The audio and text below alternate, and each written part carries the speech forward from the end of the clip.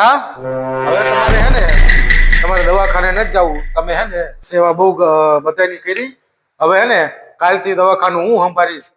તમારે કઈ સૂચનો દેવાના હોય તો મને દેજો. આમાં એવું છે ભાઈ કે નાનપણથી મેં જે કામ કરેલું છે એટલે કામ વગર તો મને કામ બહુ સારું ન લાગે.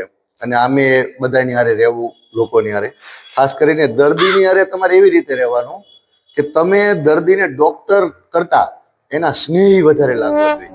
દર્દી હારે એટલી સરસ રીતે વાત કરો, એના સાથે હોય એને હાથ ઉપર ખભા ઉપર મૂકો, બરાબર?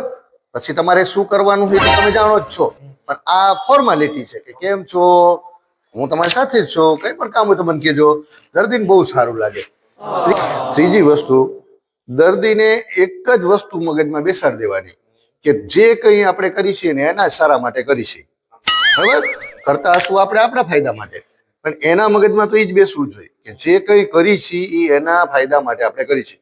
એટલે એને આપણા ઉપર એવો વિશ્વાસ બેસવો જોઈએ, ટ્રસ્ટેબલ. આપણે એના માટે એક ટ્રસ્ટેબલ પર્સન કહેવાય કે આપણા ઉપર ગમે ત્યારે આ બંધ કરીને વિશ્વાસ મૂકી શકે.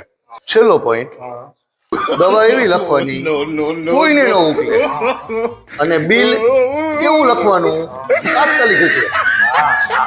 એવું જ આપણે સમજવું.